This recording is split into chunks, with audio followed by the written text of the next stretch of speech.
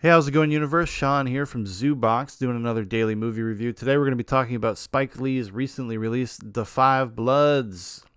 This is based on a script that was originally written by Danny Bilson and Paul DeMeo, but was then further adapted by Kevin Wilmot and Spike Lee himself. The film stars Delroy Lindo, Jonathan Majors, Clark Peters, Norman Lewis, Isaiah Whitlock Jr., Melanie Thierry, Paul Walter Hauser, Jasper Pokin, Johnny Newen, Gene Reno, and Chadwick Boseman, and Van Veronica No.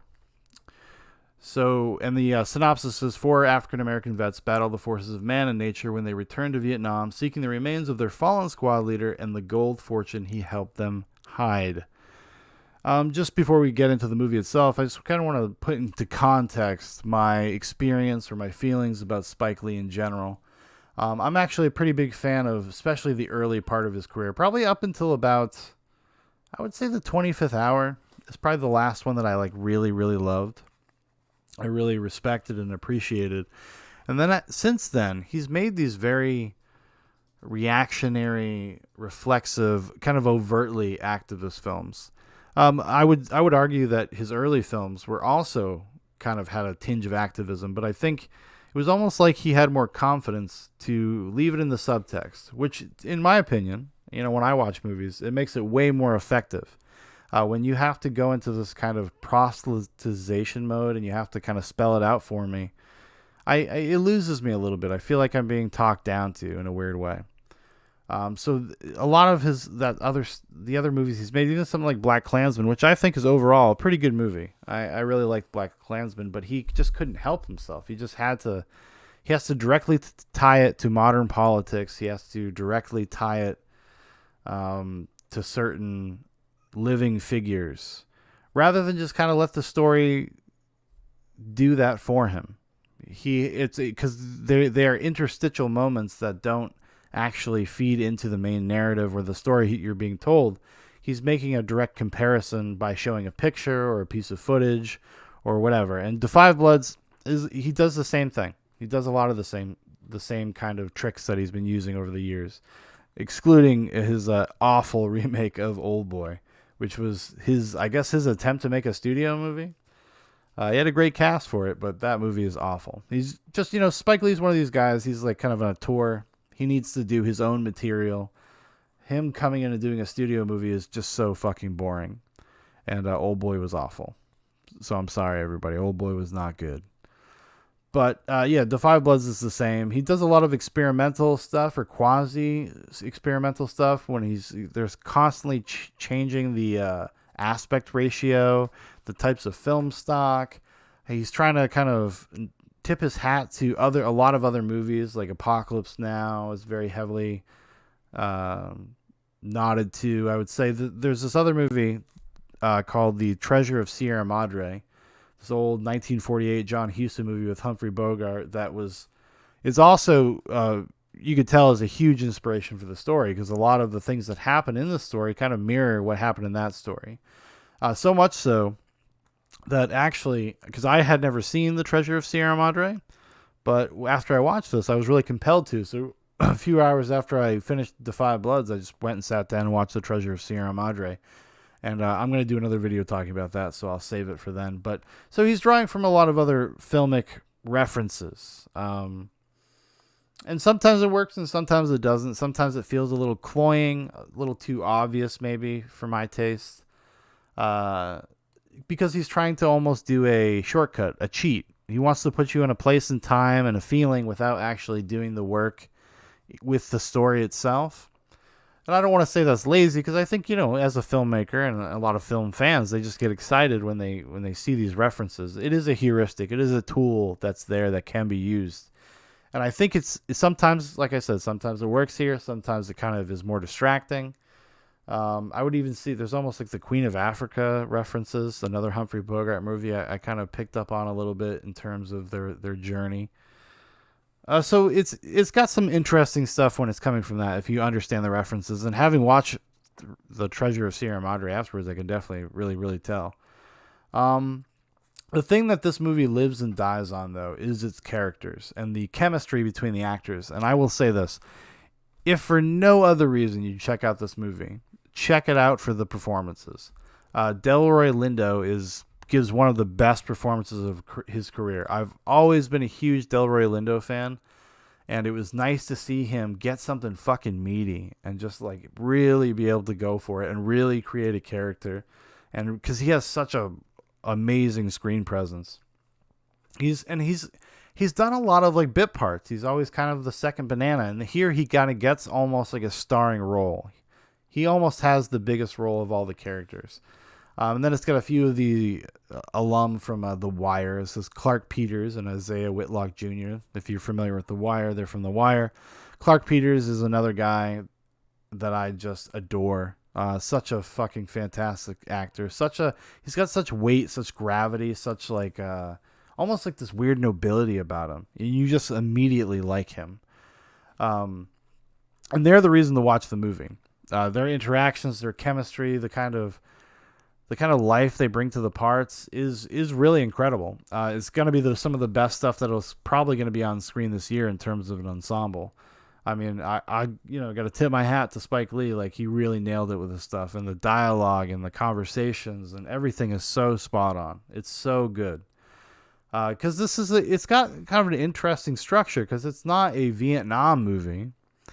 It does have Vietnam moments, but it's a commentary not just on Vietnam, but just war itself and the machine of war and what that does to people. And this movie just tells it through a very specifically black lens, and how black people felt about being in Vietnam and the price they paid when they came home. Which honestly, you could have had this have been a multi-ethnic cast, and largely a lot of it would be the same.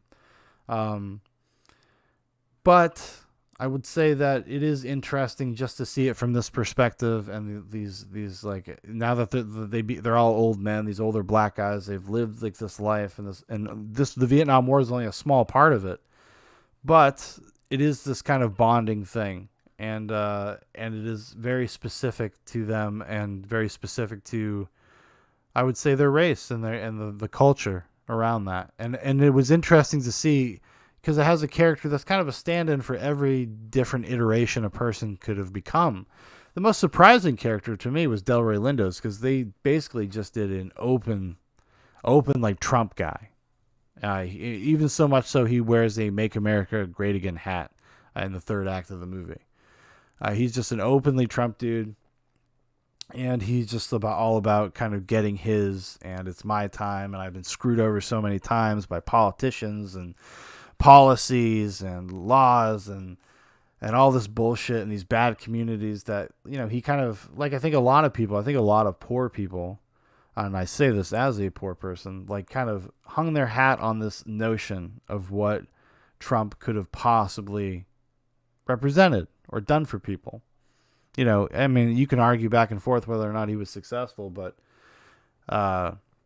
that's just where his character's coming from. And the other guys are a little bit more bland, a little bit more, they don't have as much richness or texture, and I don't think that's entirely performance-based. I think that's mostly in the script. They really wanted you to get into the head of this dude, because he's got like severe PTSD, he's got a huge guilt. He has a huge weight on his shoulders. He's carried with him through his life. And at the end of the movie,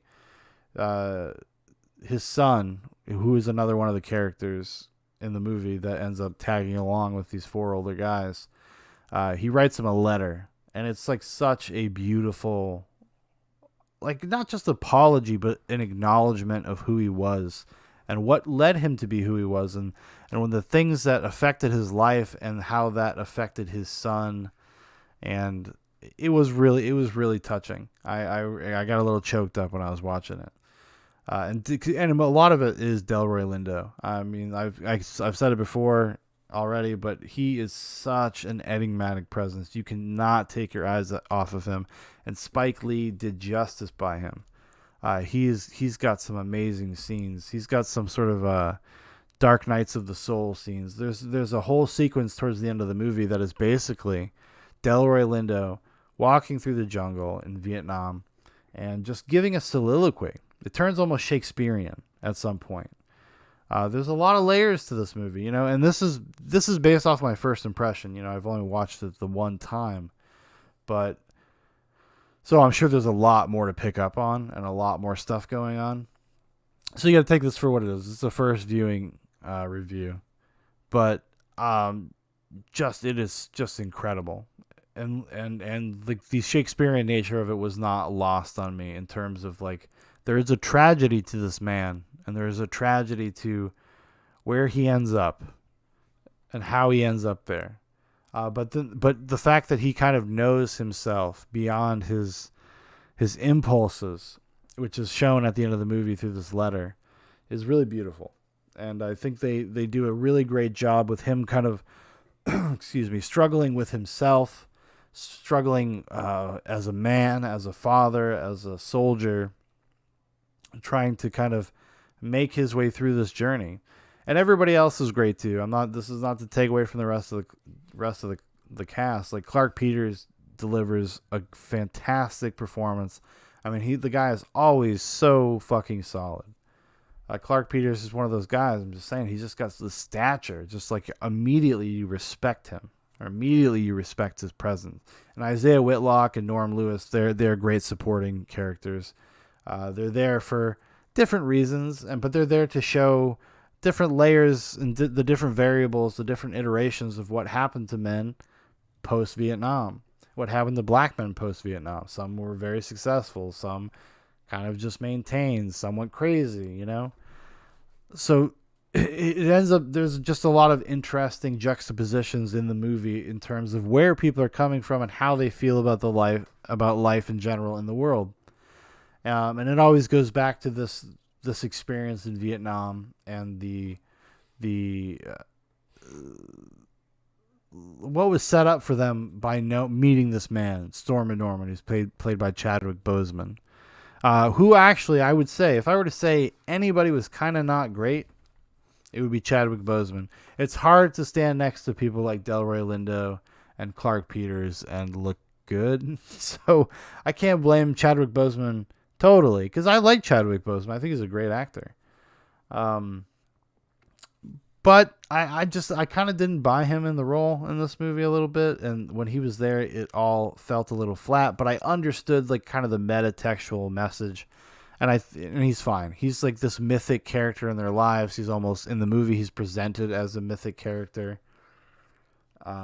Until you're kind of brought down in the last act when there's this big reveal that the humanity of him, you know.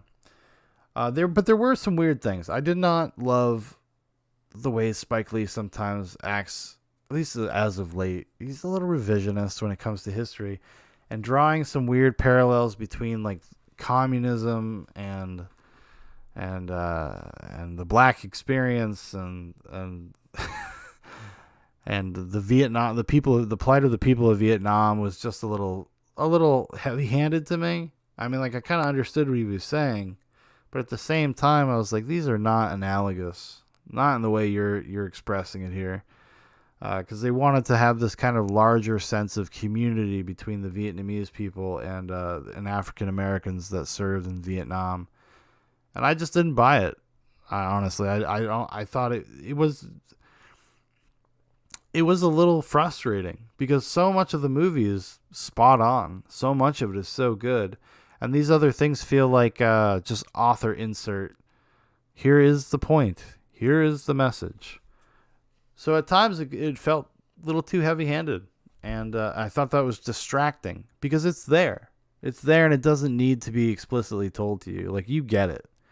I mean, I know this is not the intention on Spike Lee's part, but it's just like, trust your actors, trust the material. Like, you don't need to go to such lengths to draw parallels for people like they're not going to understand. I think anybody who has at least some sort of sense of history or some sort of sense of the world will understand what you mean, Spike.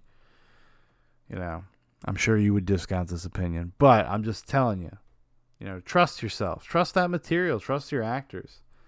I mean, they give such heartwarming, endearing performances that it would be hard not to get it without it being explicitly said. I mean, that's me though. I mean, I'm a big stickler for that kind of thing. I do not like overt message material. I don't like feeling like I'm at church. Some people do. You know, sometimes that makes people feel like they're important. But to me, as just a consumer or a watcher, a reader, or a film lover of literature, I like feeling that sense of discovery. And if there's anything that this movie kind of fucks up a little bit, but not totally, it doesn't totally do it. I wouldn't say it does it as bad as Black Klansman, where it's like it just tells you. There's a whole sequence where it's very heavy-handed. But this one, just in parts. And I do think maybe that is because he understood what he had with the cast and what was going on in those scenes. It reads fine. You know, it reads perfectly fine.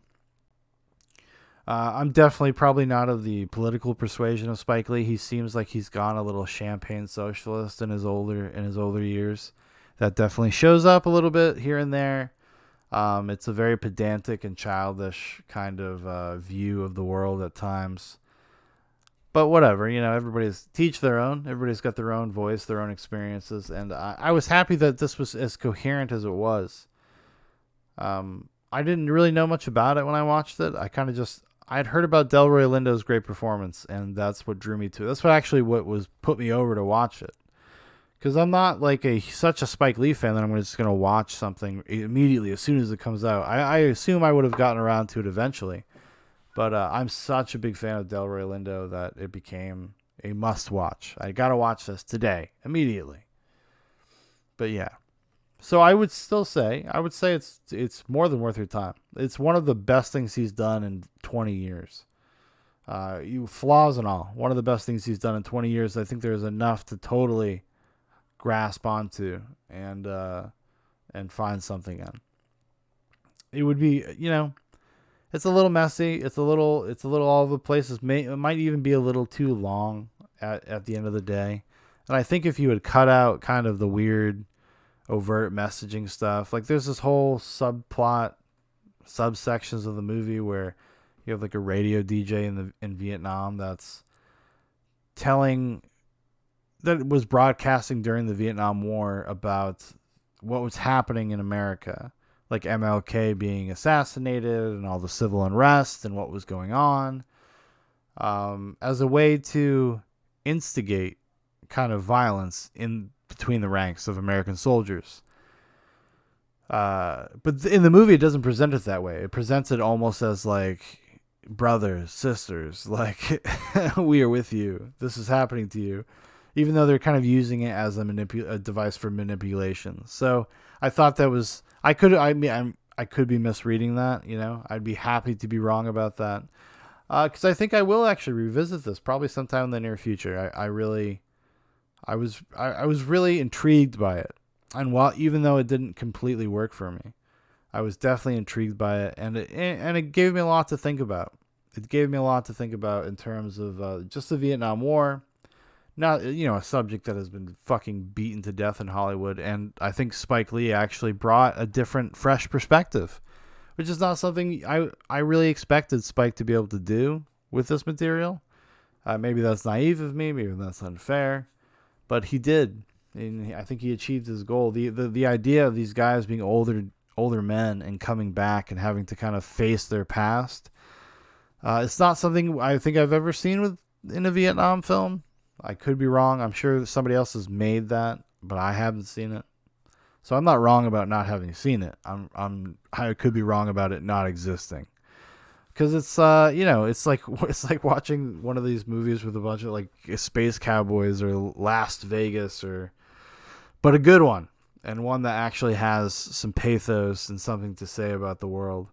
Even if I didn't completely agree with everything it had to say about the world, I respect the fact that it was a uncompromised, coherent vision from a filmmaker. Because at the end of the day, that's all I want. As a film fan, that's all I want. I do not need things to confirm biases. I do not need movies to support my worldview. And on an objective standard, I think this is pretty good. This is pretty good. and well worth your time, especially if you're just if you're a fan of film. I think it's well worth your time. It's probably going to be one of the best movies of the year. I would say it's definitely better. It's better than Black Klansman. So if you liked Black Klansman or found that intriguing at all, I would say this is actually a better movie, a more interesting movie. It's got more layers. Is much deeper. Has much more profound things to say about the human experience. It's not like so specific to just just black people or just the Vietnamese people or just white people. It's, I think, something that everybody could take something out of. So in that, I feel like it's well worth your time. All right, everybody. Thanks for watching. Thanks for listening. If you'd like to know more about Zoobox, check out the links in the description. There's Facebook, there's Instagram, there's my personal Twitter. Also, if you would like to, I don't know, make a request, something that you'd like to hear my thoughts on, leave it in the comments. I'd be happy, more than happy to put it on the list of things I'm going to talk about in the near future. And if it's interesting enough, it'll even end up on a official episode of Zoobox Goes to the Movies. And usually with those, I bring someone else on and we talk about something in depth.